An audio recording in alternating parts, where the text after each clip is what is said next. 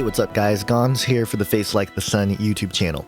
I know we haven't even gotten to the 2016 Olympics, but I want to take a look at 2020, which is 4 years from now, and what Japan and the city of Tokyo has planned for what Gizmodo reported as 8 reasons why the Tokyo Olympics will be the most futuristic we've ever seen. Now, keep in mind, Japan is one of the 3 in the trifecta of the Trilateral Commission, so you know that they're going to use Japan and Tokyo as an outlet for New World Order stuff. And if you kind of look back at the Japanese history in terms of the last century, since World War II especially, Japan's a big part of it. And the reason why, I think, goes back to some of the topics like Operation Golden Lily, which I relate to the secret space program and the breakaway civilization.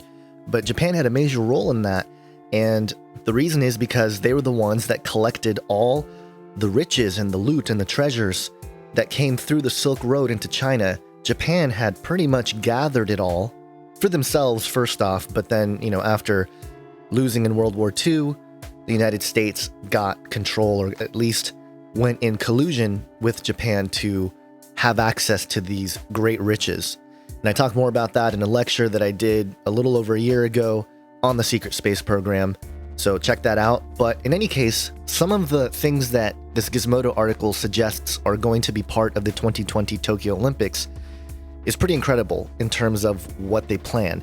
Now think about this for a second. We've talked a lot about this New World Order and this whole new system, robotically, technologically, the technocrats, pushing forward for this utopic society. But we haven't seen it to the degree of having it be a part of our infrastructure. And of course, the military-industrial complex has been building it for a long time, but I think this is a big step in terms of seeing how it looks and when it is woven into the fabric of society. And we're seeing it already with a lot of stories about space and sending probes that only weigh a gram out to Alpha Centauri. It all feels like it's part of the deception being built here. But at the 2020 Olympics, what's promised here by Japan and by Gizmodo are pretty crazy. Now I'm going to go ahead and read most of the Gizmodo article. I'll skip some parts of it, but just to give you an idea of what is being reported here. In 1964, the last time Tokyo hosted the Summer Olympics, the nation revealed one of the biggest mic drops in transportation history, the debut of the Shinkansen, the world-famous bullet train that became a Japanese icon. The first high-speed train in the world, it spurred similar technology to spread to Europe and other East Asian nations, paving the way for current Maglev trains and, arguably, the Hyperloop. Nations often introduce revolutionary new technology to the world at the Olympic Games, and the 2020 Tokyo Olympics will be incredible. Tokyo is one of the most futuristic, complex, and sophisticated cities on Earth. It has the busiest train station in the world, it has the second most Fortune 500 companies in the world, the tallest tower in the world, and the busiest urban transport system in the world. Emerging tech in Japan is going to change how we experience the Olympics in 2020, and could even change the world. 1. A village of robots. Japan is one of the most automated nations on Earth. The major robotics industries in the US, China, Korea, Germany, France, and other countries work with and compete with the robot builders in Japan. So naturally, we'll see an army of robots swarming Japan during the event, enough to populate a small village, which is exactly what the Olympic Committee wants to do. Last week, Asahi Shimbun reported that a government committee is launching a program to install robots around the city in an initiative towards a universal future society where robots and information technologies that assist humans regardless of age, nationality, or disabilities are commonplace. This robot village will be in Tokyo's Odaiba neighborhood, which will also be home to the athletes' Olympic Village. It's already home to a 60-foot Gundam statue, but they will be far from the only robots in the capital for the games. Here's the idea. Many of the 920,000 foreigners expected to populate Tokyo per day during the Olympics can call for nearby robots to help with language translation, directions, or beckon for transportation. Transportation that itself could be robotic, self-driving cars. From area hotels to shops to Tokyo's Haneda International Airport, helpful, personal, polite robots will coexist along the millions of humans to carry their luggage, check them into lodging, or drive them to sightsee at Tokyo Skytree. And here is the 60-foot statue of Gundam. And if you guys don't know Gundam is pretty much something that I've watched since I was a kid. I mean, being second generation, I got VHS tapes sent to me from Japan, and Gundam was one of those things that was really popular in Japan. Christmas, after Colony 196.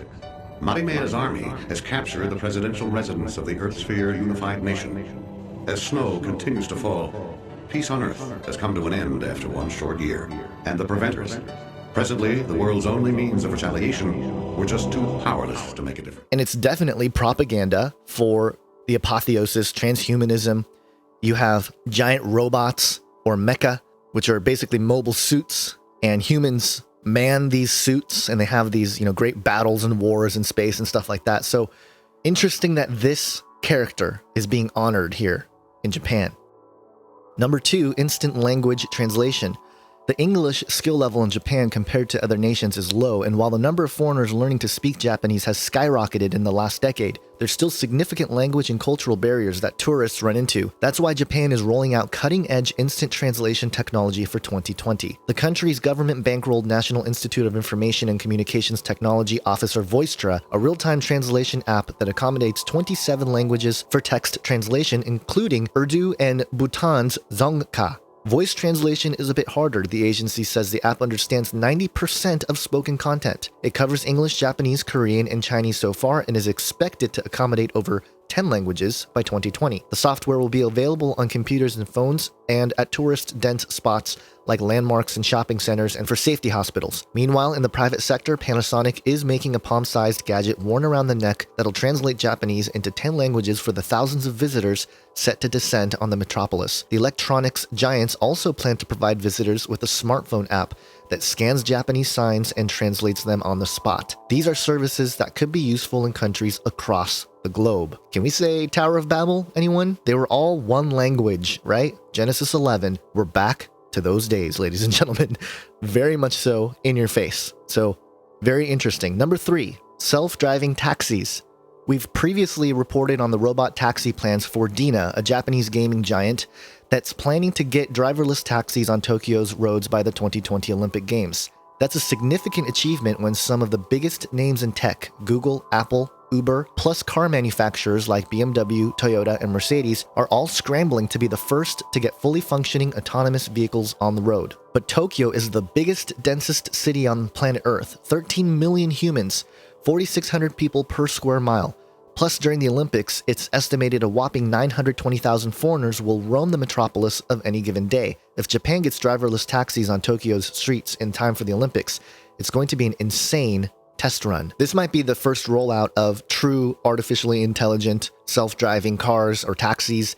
And if it does well and, there's no accidents, no fatalities, nothing tragic with the technology, then you can see it starting to spread out and becoming more commonplace across the globe. And so again, transportation at a whole new level here. Number 4, TV broadcasts in glorious 8K. Japanese companies are hoping to make the new ultra-vivid image quality the de facto viewing on screens in Japan and beyond. The Made in Japan resolution, Japan Times reports, offers next-generation screen resolution, 7680 by 4320 pixels, or 16 times as many pixels as current HD. Television broadcaster NHK has been at the definitive global forefront of 8K development, having started research way back in 1995. If anyone is bringing 8K to the world, it's Japan, and it's going to be gangbusters at the Olympics. 5. Algae as a fuel source. We've written before about the benefits of using algae as a fuel source for jets and buses, and how Japan in particular is eyeing it as an attractive energy alternate for the nuclear nervous Fukushima region, and big global names like Boeing backing the plans, which can lead to greater commercialization worldwide. Algae has remarkable potential as an alternative energy source. It sucks in carbon dioxide and converts it into energy. It's preferable to other green energies that are grown on land, like oil made from corn, because it can produce 60 times more oil per acre and is relatively easy to grow. What's more, if you stick algae plants next to carbon-spewing coal plants, the algae can actually decrease the emission level in the vicinity, all while cranking out usable power. The problem is that algae's super expensive. Making a liter of the stuff costs about $2.50. and that cost needs to be closer to 80 cents to be a viable alternative. But Boeing wants to help Japan fly Olympic tourists to the island nation on jets fueled by algae. As part of the consortium of over 40 organizations, including the University of Tokyo, the Japanese government, Japan Airlines, and All Nippon Airways, Boeing aims to offer algae flights on these major Japanese airlines for the millions of tourists expected to visit Japan in 2020, which is good since algae can kick carbon dioxide emissions by up to 70% compared to petroleum fuels. If Boeing and others can prove that algae can be cost-efficient, effective, and useful on a large scale as the Olympics, we could start seeing a lot more international flights running on green. This is groundbreaking information if you really think about it. We've been on oil for decades, and for the first time, commercially, they are going to do something, or attempt to do something, where we are using alternative energy sources. And obviously those of us in the conspiracy world have been looking at different kinds of alternate energy sources for, decades as well. It's been the same thing since Tesla, since all those people. But to commercially see this is the New World Order demonstrating control over the transition in energy source and showing that, hey, we still have control because we run the jets and everything and the airplanes and everything else. That's basically what this is, a demonstration of their power. 6. Hydrogen-powered buses and buildings. Speaking of power, Japan is rolling out another alternate energy that could be a global game changer. It's the most abundant element in the universe, hydrogen. According to the Wall Street Journal, the Tokyo government plans to spend 40 billion yen, that's about $330 million, in the next 5 years to improve hydrogen energy use leading up to the Olympics, making Japan a hydrogen society. When hydrogen gas mixes with oxygen in a fuel cell, it's able to produce exhaust-free energy just like water can. The plan is to make the entire Olympic Village hydrogen-powered, complete with at least 100 fuel cells, powered buses, press lounges, and athlete dorms. The government also wants 6,000 of cell-powered cars in the road, Autoblog reports, with 100,000 on streets by 2025. There's even going to be a giant pipeline constructed underground that'll directly funnel the hydrogen into the Olympic Village. That's part of a bigger plan for Japan as a whole to gin up non-nuclear energy sources after the Fukushima disaster. Makes you think why they even had that disaster in the first place, doesn't it? If Japan is part of the Trilateral Commission, then you know that these events may have been used in order to roll out new technologies, transitions of society's infrastructure, the military-industrial complex externalizing into society where we see this whole thing coming together. Fuel cells are becoming more popular worldwide, and the model of using them in Tokyo 2020 could be easily replicated anywhere. So long as governments make it a priority to promote better air quality, the Tokyo municipal government is going so far as to spend $385 million to subsidize purchases of Tokyo's new fuel cell vehicles. 7. Artificial Meteor Light Show. A Japanese astronomy startup called ALE, CNET, Rocket News 24, and the Japan Times report wants to shower streams of man-made meteors across the sky, which could make for the most badass opening ceremony ever. The team, which is ALE, launched by an astronomy professor in Japan, is working with Japanese universities to design a cube-shaped microsatellite that'll be launched into space and, in the world's first project of its kind, shoot out tiny inch-wide spheres made out of a secret material. Friction in the air will cause them to glow while racing at 5 miles per second. Space.com reports that there's no worry for space junk, since the fake stars burn up upon re-entry, like real space projectiles. The astronomy professor Okajima says their carefully guarded chemical makeup lets them glow as much as a magnitude 3 star, making them visible from even smoggy urban centers filled with light-polluting high-rises. She wants them to mimic asteroid shower patterns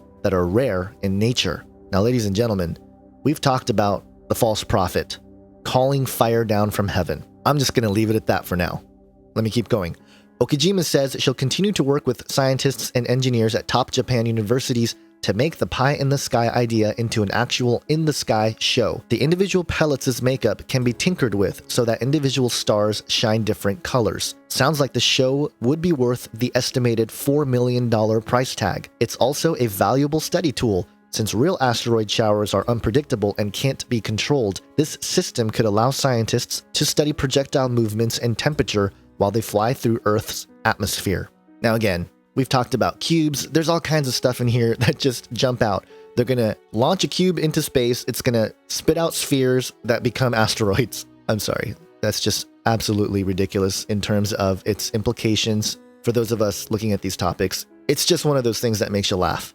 Number 8, even more Maglev trains. Japan brought humankind high-speed rails with the Shinkansen bullet train 50 years ago, and now it's eyeing next-gen rail travel, magnetic levitation. While some countries are arguably more advanced in this area, China's operated a maglev in Shanghai for 11 years. Japan wants to bring the maglev to Tokyoites by 2020. JR Central, the railroad company that oversees Japan's maglev train, hopes to have the train running in Tokyo in the time for the 2020 Games, and then to Osaka by 2045. Earlier this year, Japan broke a land speed record for rail with its maglev train at 374 miles per hour. The country's looking to further develop its maglev system, as well as expand to countries like the US, going so far as to bankroll half the cost for linking Boston to DC by maglev. Experimental, emerging technologies are always a challenge to bring to market. Throw in the logistical nightmare that is the Olympic Games, and there's plenty of reason to be skeptical of how readily available these innovations will be by 2020. So, this is not unusual for the last century to have technology be introduced at the Olympics. In 1912, at Stockholm, electronic timepieces were used on a mass scale for the first time to measure an athletic performance. In 1936, in Berlin, took advantage of camera and television technology to broadcast the event on TV. In 2008 Beijing Olympics, the IBM supercomputer helped predict weather and pollution, and IBM announced continued plans to use Watson-grade AI to map pollution trends in the atmosphere in Beijing and beyond, which means there could be a Watson fusion here where the Watson-style AI is used as sort of the corporate brain for these robots that will be in Japan at the Olympics in 2020. If robots can provide great customer service during the Tokyo Olympics, a dense urban maze packed with millions of people in humankind's biggest party, then they have a chance everywhere. And that's the article by Gizmodo. Now, we'll have to keep an eye on the developments in Japan, and we'll have to wait and see if they're even able to achieve these goals. At least, I think, in some form, they'll be able to achieve some of the things, other things maybe not. But again, these changes are profound, and they are at the hand of the New World Order, the New Babylon system, and that's why the Tower of Babel, the days of Noah, it all starts to lock in when we start seeing cities that are completely changed by this fourth wave of the Industrial Revolution. And really, again, we're living in this age where matter itself is being infiltrated at a scientific level, and the implications of that, obviously, we've discussed quite a bit on this channel. But keep an eye out for it, inform others. There really are spots, countries, places on the earth where crazy science fiction type of stuff is going to happen, and it's going to happen more and more.